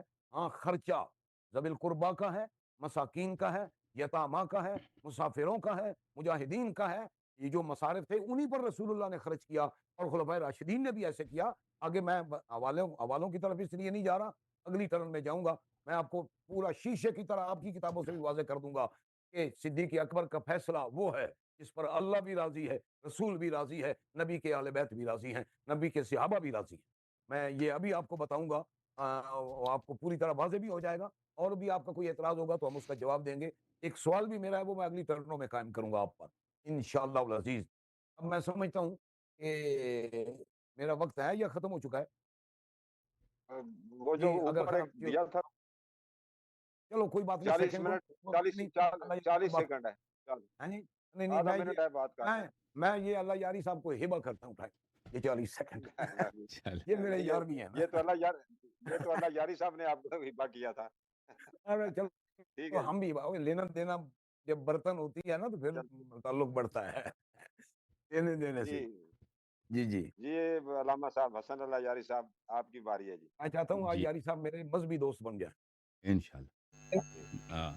محترم ناظرین, یہاں ابھی بہت ہی خوشگوار انداز میں مناظرہ آگے بڑھ رہا ہے. جمیل صدیقی صاحب نے اپنی ٹرن پوری کی ہے, تو اب حسن اللہ یاری صاحب کی باری ہے. جمیل صدیقی صاحب نے بڑے ہی حسن انداز سے بات بیان کی ہے, اور جناب ابوبکر نے یہ جواب مالف ہے کہ انہوں نے مزید دلائل دیے ہیں جو ابھی چلتے ہیں. علامہ صاحب بولنا شروع ہو گئے ہیں. یہ تو ذوی القربہ ابن سبیل مسکین بیت المال کا, آپ کا پراپرٹی ہے ہی نہیں ہے. آپ کا بجان کے ذاتی پراپرٹی نہیں تھا, سب مسلمین کا پراپرٹی ہے. انہوں نے اس کا جواب نہیں دیا. انہوں نے ان متعدد احادیث کو جو میں نے اسانید کے ساتھ تواتر کے ساتھ ان کے کتب سے نقل کیا ہے کہ رسول اللہ صلی اللہ علیہ وآلہ وسلم نے فدق کو اپنی پیاری بیٹی کو ہبہ کیا. کیوں نہیں کر سکتے؟ ایک چیز اس کی ذاتی پراپرٹی ہے. یہ کتاب میری ہے, اس کی قیمت اگر 1000 روپے ہے یا 10 لاکھ روپے ہے, میری مرضی. میں اپنے بیٹے کو دے دوں, میں اپنے پڑوسی کو دے دوں, یا میں کسی کو نہ دوں. کیوں نبی صلی اللہ علیہ وسلم کسی کو نہیں دے سکتے؟ یہ کہنا کہ وآتِ ذی القربى حقہ, اس کے بعد دوسروں کا بھی ذکر ہے, تو ان کو کیوں نہیں دیا؟ ہم نہیں کہتے ذی القربى والمسکین وابن السبیل. ہم نہیں کہتے مسکین ابن سبیل کو کچھ نہیں دیا, وہ مسکین ابن سبیل کو کچھ نہیں دیا. ہم نہیں کہتے. ذی القربى کے طور پر بی بی سلام اللہ علیہا کو انہوں نے فدق عطا کیا تھا. اچھا, پھر یہ الگ ہیں کہ کہتے ہیں کہ یہ آیا جو ہے کیا آیا محکم ہے. جی, آیا محکم ہے. وہ دو مختلف آیات ہیں. آپ علامہ صاحب ہم نے آیات آپ کو دکھا دی, آپ دو مختلف آیات میں کنفیوز ہیں, دو مختلف آیات کو مخلوط کر رہے ہیں. آپ سمجھتے ہیں کہ آیا آپ کے مدعا پہ نص ہے. یہ کتاب شرح مشکل الآثار للطحاوی الحنفی, آپ کے فرقے کا حنفی عالم دین ہے, چاپ مؤسسۃ الرسالہ جزء ثامن. یہاں پہ ملاحظہ کر رہے ہیں, صفحہ نمبر 51 ہے. 51 اس میں ایک حدیث نقل کرنے کے بعد کہتے ہیں اسی آیت کو, ما افاء اللہ علی رسولہ من اہل القرى فلیلیتاما فللہ والرسول ذی القربى والیتاما والمساکین. کہتا ہے ان الافیاء التي افاء اللہ عز وجل علی رسولہ صلی اللہ علیہ وآلہ وسلم صنفان. جو مالفائی اللہ تعالیٰ نے اپنے حبیب صلی اللہ علیہ وآلہ وسلم کو عطا کیا ہے, اس کی دو قسمیں ہیں. احدہما الصنف الذي ذکرہ اللہ عز وجل فی الآیۃ التي تلوتها, ایک وہی صنف ہے جو اس آیے میں للرسول وذی القربى والیتاما والمساکین وابن السبیل, والصنف الآخر المذکور فی الآیۃ التي قبلها فی السورۃ التي هي فیہا. اور دوسرا افیا کا دوسرا فے کی دوسری قسم اس سے پہلے والی آیت میں. یہ فے کے دو مختلف اقسام ہیں. وَهِيَ قَوْلُهُ تَعَالَى وَمَا أَفَاءَ اللَّهُ عَلَى رَسُولِهِ مِنْهُمْ فَمَا أَوْجَفْتُمْ عَلَيْهِ مِنْ خَيْلٍ وَلَا رِكَابٍ. آیت نمبر 6, جو جنگ کے بغیر ہاتھ آ جائے. فَكَانَ مَا كَانَ مِنْ ذَلِكَ الْفَيْءِ لِرَسُول صلی اللہ علیہ وآلہ وسلم دون الناس جميعا. جو اس طرح کا فے ہو بغیر جنگ کے ہاتھ آ جائے, یہ رسول صلی اللہ علیہ وسلم کی اپنی ذاتی پراپرٹی ہوتی ہے, دوسرے لوگ اس میں شریک نہیں ہوتے. فَكَانَتْ مِلْكًا لَا فَيْئًا مِنْ ذَلِكَ الصِّنْفِ. یہ جو اس طرح کی جو فے ہے یہ ان کی ملک ہے، یہ غنیمت ہے ہی نہیں. وَكَانَتْ لِرَسُولِ اللَّهِ صلی اللہ علیہ وسلم دون الناس جميعا، تو یہ رسول صلی اللہ علیہ وسلم کی ذاتی پراپرٹی ہے، دوسروں کی پراپرٹی نہیں ہے. اب یہ ثابت ہو گیا نا. پھر آیا کہ آپ نہ چڑھیں کہ آیا محکم ہے. آپ دو مختلف آیات میں آپ کنفیوز ہیں. یہ ایک آیا ہے وہ مال غنیمت جو جنگ سے ہاتھ آتی ہے، ایک آیا ہے جو مال غنیمت جنگ سے نہیں ہاتھ آتی ہے. نا آپ نے ان دونوں کو ایک کر دیا ہے. یہ دو مختلف قسم فے کے دو مختلف اقسام ہیں. آپ ان کو پلیز کنفیوز نہ کریں. اچھا، میں اس بات کی طرف جا رہا تھا کہ زہرا سلام اللہ علیہا نے آپ کے کتب میں متعدد طرق سے موجود ہے کہ انہوں نے فدق کا مطالبہ ہبہ کے طور پہ کیا. آپ کہہ رہے ہیں کہ ہبہ اگر کیا بھی ہے تو اس کو مثلا تولیت دیا. وہ کوئی حدیث دکھائے نا، کوئی حدیث ہمیں دکھائیں کہ رسول اللہ صلی اللہ علیہ وسلم نے ان کی بیٹی کوئی کسان تھی، ان کی بیٹی کوئی وہ فارمر تھی کہ وہ کوئی باغ چلانے کا کاروبار کرتی تھی کہ ان کو باغ چلانا آتا ہے، کہ ان کو تولیت کے طور پہ دیا. نہیں، جب کہتا ہے کہ میں نے اس شخص کو اقطعہا اعطاہا وہبہا، یعنی میں نے ملکیت دے دی ہے، یہ واضح. اور یہ کہنا کہ تسلیم ہی نہیں کیا، تو آپ کیسے کہتے ہیں؟ جب کہتا ہے کہ اعطاہا تو تسلیم ہی یہی ہے. وہ کہتے ہیں میں نے آپ کو فتح دے دی، وہ کہتے ہیں میں قبول کیا ہے. یہی ہبہ یہی ہے اور قبول یہی ہے، اس کے علاوہ کسی اور چیز کی ضرورت ہی نہیں ہے. تاریخ مدینہ المنورہ میں ابن شبہ، یہاں پہ میں اس حدیث کو پڑھ رہا تھا کہ اس میں بھی یہی ہے کہ ان ابا بکر انتزع من فاطمہ رضی اللہ عنہا فدک، کہ ابو بکر نے چھین لیا ہے. اب چھینا کیسے جاتا ہے؟ جب ان کے ہاتھ میں ہو نا، ان کی ملکیت میں ہو، ان کے وکلاء کے ہاتھ میں ہو، تو تبھی چھینا جاتا ہے. یہ کتاب انصاب الاشراف للبلاذری، جلد نمبر 10، چاپ دار الفکر، صفحہ نمبر ہے 79. یہاں پر موسیٰ ابن عقبہ سے روایت کرتے ہیں دخلت فاطمہ علی ابی بکر، یہ دوسری سند کے ساتھ ہے، علی ابی بکر حین بویعہ، جب ابو بکر کے ساتھ بیعت ہوئی ہے تو زہرا سلام اللہ علیہا ابو بکر کے پاس گئی ہیں. فقالت ان ام ایمن ورباح، رباح مولا رسول اللہ صلی اللہ علیہ وسلم، پیغمبر کے غلام تھے. یہ کتنے صحابی بن گئے؟ ابو سعید الخدری، امیر المؤمنین علیہ السلام، عبداللہ ابن عباس، فاطمہ الزہرا سلام اللہ علیہا، ام ایمن اب چھٹا صحابی رباح. ان ام ایمن و رباح یشہدانی لی، یہ دونوں شہادت دے رہے ہیں ان رسول اللہ صلی اللہ علیہ وسلم اعطانی فدق، رسول اللہ صلی اللہ علیہ وسلم نے مجھے فدق دیا. اب بھائی ایک حدیث ایک ہی بات مختلف طرق سے 6 صحابی نے روایت کی ہے. اب 6 ہو گئے نا، 6 صحابی روایت کیے. یہ متواتر کیسے نہیں بنتا؟ یہ متواتر کیسے نہیں بنتا؟ الطبقات الکبریٰ لابن سعد، جلد نمبر 2، چاپ دار صادر. معاف کیجیے گا، یہاں پہ ملاحظہ فرمائیے طبقات الکبریٰ ہے، یہ صفحہ نمبر ہے 315. یہ حدیث روایت کرتے ہیں ہشام ابن سعد عن زید ابن اسلم عن ابیہ قال سمعت عمر. زید ابن اسلم العدوی سے روایت کرتے ہیں کہ عمر سے انہوں نے روایت کی ہے. روایت طویل ہے، میں آگے اگلے صفحے میں چلتا ہوں. ایک منٹ بھائی، کیا ہو گیا؟ میرا کمپیوٹر بڑا سلو ہو گیا.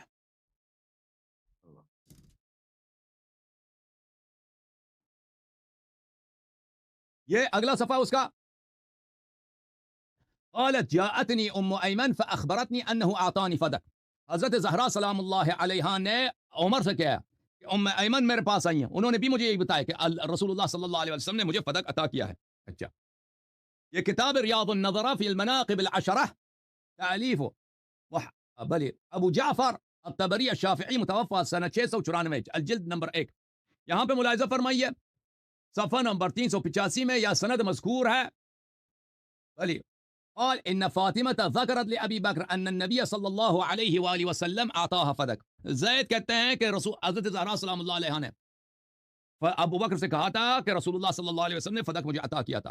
پھر اسی کتاب ریاض النظرہ جلد نمبر 2 میں ملاحظہ کریں، یہاں پر ان عبداللہ ابن ابی بکر ابن عمرو ابن حزم عن ابیہ، دوسرے سند کے ساتھ بالکل مختلف سند ہے. جاءت فاطمہ الى ابی بکر فقالت اعطنی فدق فان رسول اللہ صلی اللہ علیہ وآلہ وسلم وهبها لی. فدق مجھے دے دو، رسول اللہ صلی اللہ علیہ وسلم نے فدق مجھے ہبہ کیا تھا. ہبہ تبھی تمام ہوتا ہے نا کہ قبول بھی ہو، ہبہ بھی کیا تھا، قبول بھی کیا تھا. ابو بکر نے قبضہ کیا ناجائز. یہ سب آپ کے کتب ہیں. یہ کتاب السقیفہ و فدق لعبد العزیز الجوہری، چاپ شرکت الکتبی، بیروت لبنان، سنہ 1980 میں چھپی ہے. روا ہشام ابن محمد عن ابیہ، ہشام ابن محمد نے اپنے والد سے روایت کی. قالت فاطمہ لابی بکر، فاطمہ علیہ السلام نے ابو بکر سے کہا ان ام ایمن تشہد لی ان رسول اللہ صلی اللہ علیہ وآلہ وسلم اعطانی فدق. یہ ام ایمن میرے ساتھ ہیں، یہ شہادت دے رہی ہیں کہ رسول اللہ صلی اللہ علیہ وسلم نے فدق مجھے دیا تھا. یہ سب مختلف طرق سے ہیں، مختلف طرق سے. یہ کتنا تواتر کے لیے آپ کو کیا چاہیے؟ صفحہ نمبر 105 میں محمد ابن ذکریہ ابن عائشہ سے روایت کرتے ہیں اپنے والد سے، اپنے چچا سے، کہ فاطمہ سلام اللہ علیہا جب ابو بکر کے پاس آئی ہیں فدق کے مطالبے کے لیے، ابو بکر رونے پڑا. کہا کہ آپ کے والد نے کہا کہ ان کی میراث نہیں ہوتی، ان الانبیاء لا یرثون، فقال ان فدق وهبها لي رسول اللہ صلی اللہ علیہ وسلم. بی بی نے کہا کہ یہ میراث کیا ہے، یہ میرا حق ہے، پیغمبر نے مجھے عطا کیا تھا. میراث نہ بھی بنے نا یہ میرا حق ہے. رسول صلی اللہ علیہ وسلم نے مجھے عطا کیا تھا. صفحہ نمبر 110 میں یہاں پہ زید ابن ثابت سے روایت کرتے ہیں, زید ابن علی سے روایت کرتے ہیں, ان ابا بکر انتزع فدک من فاطمہ, ابو بکر نے فدک چھین لیا ہے, یعنی ان کے ہاتھ میں ہے, انہوں نے چھین لیا, قبضہ کیا. الوفاء باخبار دار المصطفیٰ للسمہودی صلی اللہ علیہ وسلم. ختم ہے میرا وقت. جی بسم اللہ الرحمن الرحیم. جناب شیخ حسن اللہ یاری صاحب نے پھر وہی باتیں کی. میں نے پہلے آپ کی خدمت میں عرض کیا کہ آپ کے لوگ یا اور آپ جو ہیبے کا دعویٰ رکھتے ہیں, ایک نہیں کئی وجوہ سے باطل ہے.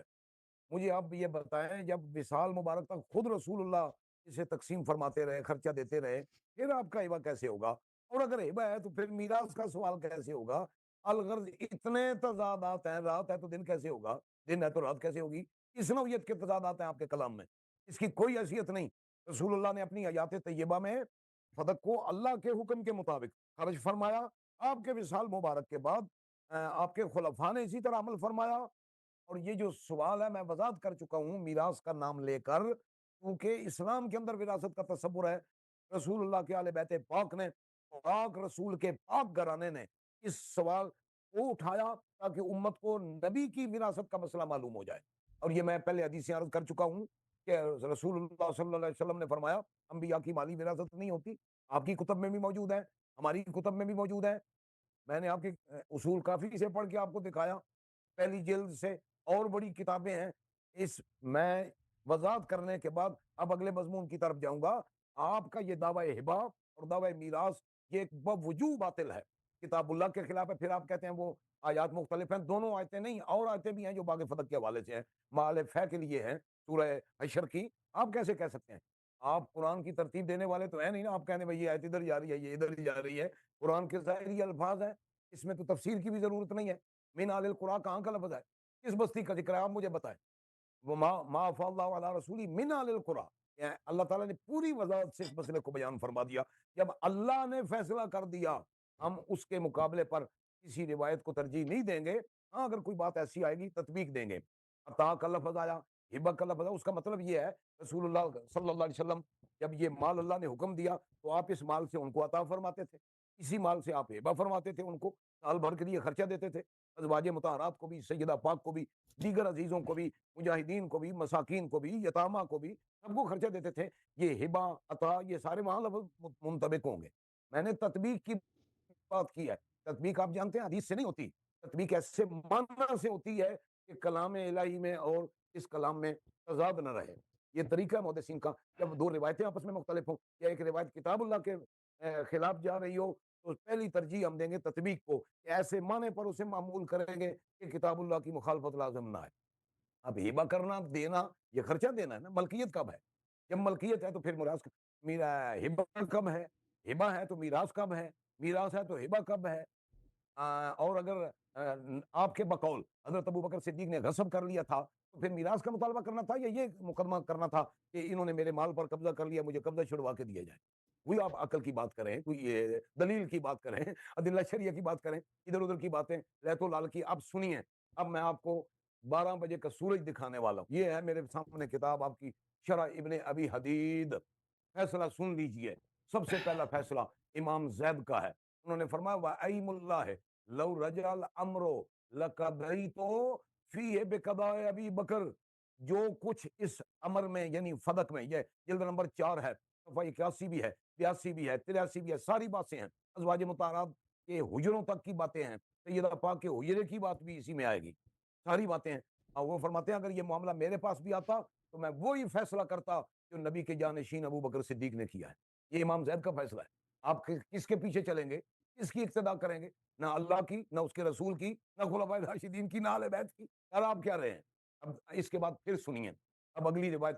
ایٹم بم آپ کے سامنے میں رکھ رہا ہوں, مار نہیں رہا آپ کو, میں آپ کے سامنے رکھ رہا ہوں, آپ کے مذہب کا ایٹم بم ہے. اب سنیے گا, یہ ہے جلد نمبر 4, ابو جعفر محمد بن علی علیہ السلام کی روایت.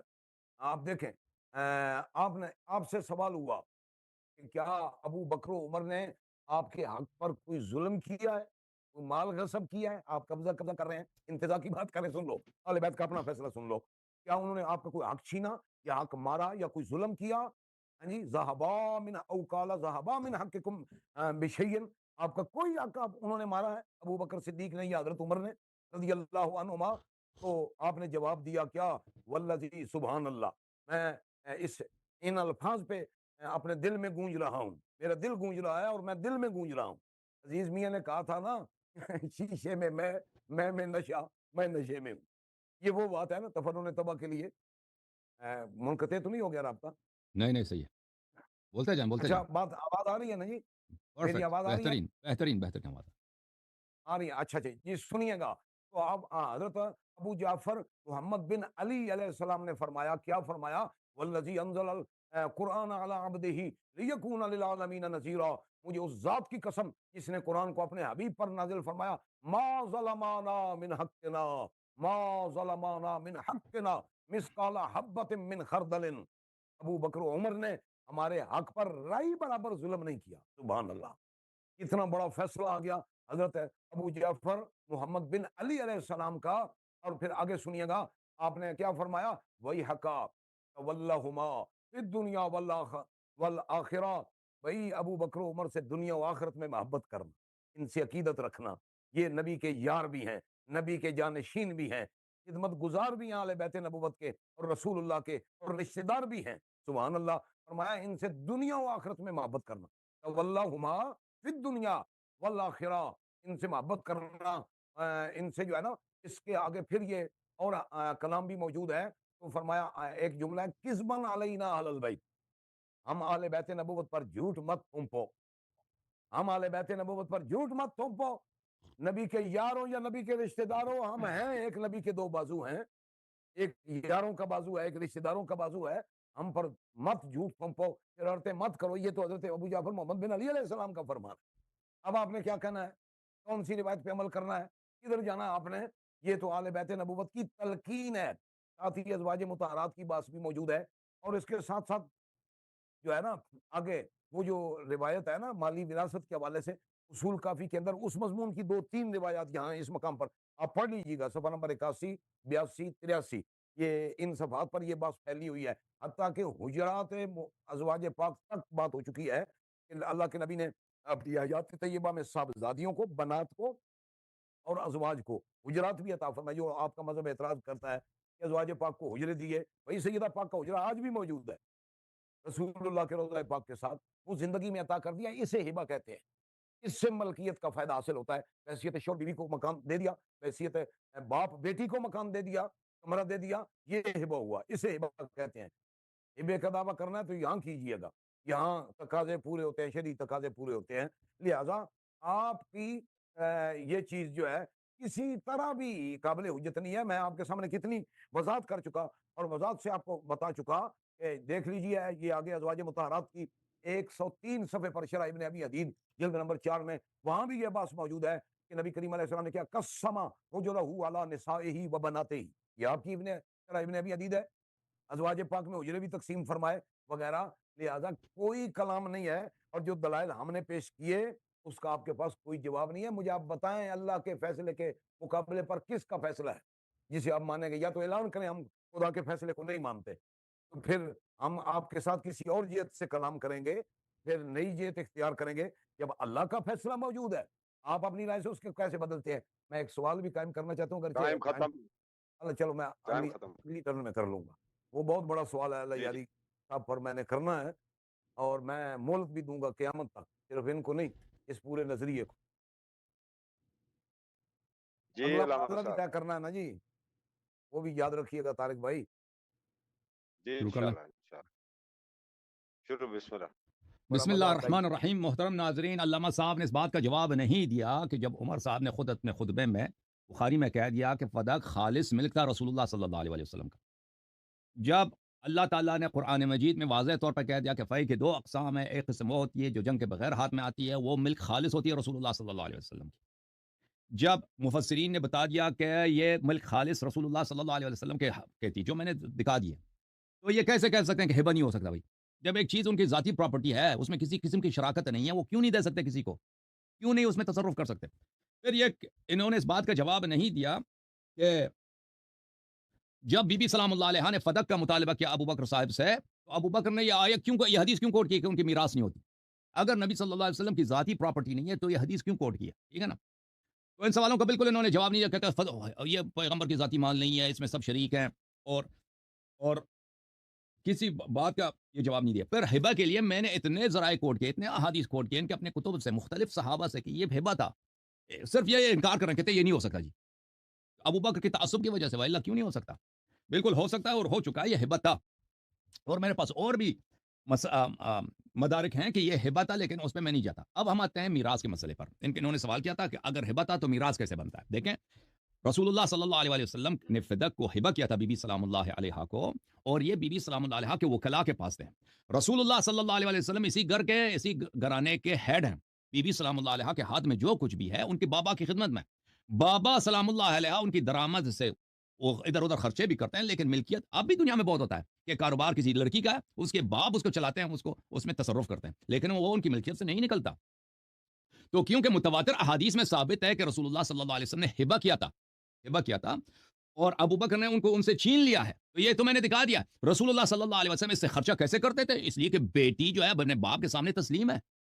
یہ دنیا والی بیٹیاں تو ہیں، دنیا والی بیٹیوں میں یہ ہوتا ہے کہ بیٹی اپنے کاروبار میں باپ کو مثلا اس کو اختیار دے دیتا ہے کہ جیسے مرضی اس میں تصرف کرے، تو اس بات میں کوئی تضاد ہی نہیں ہے۔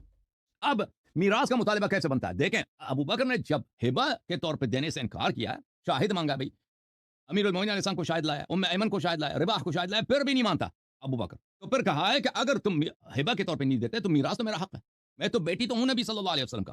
ازواج کو میراث نہیں ملتا بھائی، کیونکہ ازواج نبی صلی اللہ علیہ وسلم کے 9 ہیں، ان کو پتا ہے کہ اگر بیٹی موجود ہے تو ازواج کو 1/8 حصہ ملتا ہے، 1/8 حصہ، 100 میں سے 15 ملتا ہے، باقی سب ایک ہی بیٹی ہے، سب ان کو جائیں گے نا، یہ تو واضح بات ہے۔ اور چچا کو بھی نہیں ملتا بیٹی کے ہوتے ہوئے، تو یہ سارا اگر ہوتا بھی ازواج کو ارث ملتا بھی نا، تو ازواج کا حصہ اس میں بہت کم ہوتا۔ پھر یہ ہے کہ ازواج کو عقار میں سے، جائیداد میں سے تو کچھ ملتا نہیں، اس کی قیمت ان کو ملتی ہے، یہ الگ بات ہے اپنی جگہ پہ، ایک فقہی مسئلہ ہے۔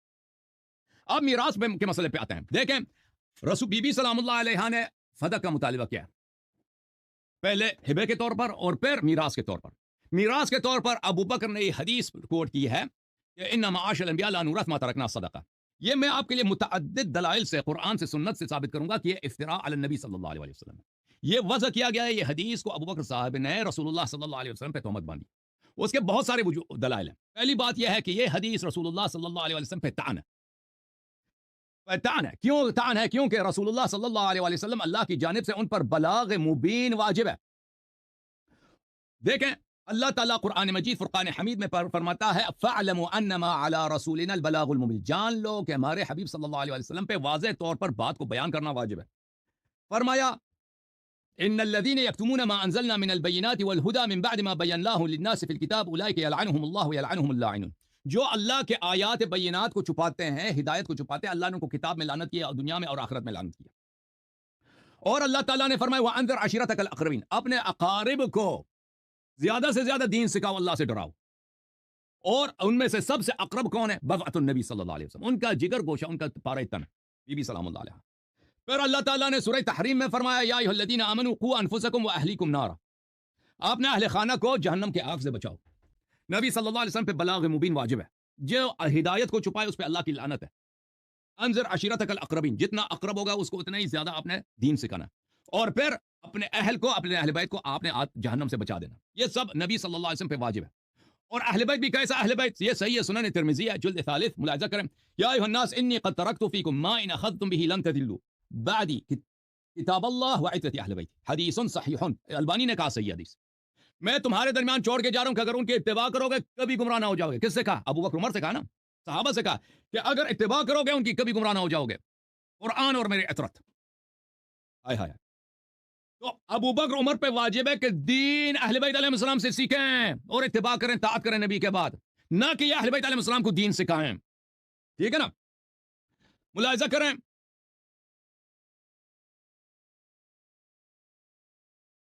یہ کتاب انیس الساری فی تخریج احادیث فتح الباری، شام مؤسسۃ الریان، انی تارک فیکم ما ان تمسکتم به لن تضلوا کتاب اللہ وعترتی اہل بیتی، حدیث صحیح اسناد علی شرط الشیخین، شیخین کے شرط پہ یہ حدیث صحیح۔ اچھا، اور پھر یہ کتاب سنن ترمذی صحیح سنن ترمذی ناصر الدین البانی صاحب کی باب مناقب علی بن ابی طالب فرمایا وہو ولی کل مؤمن بعدی، علی علیہ السلام میرے بعد ہر مومن کے ولی ہیں۔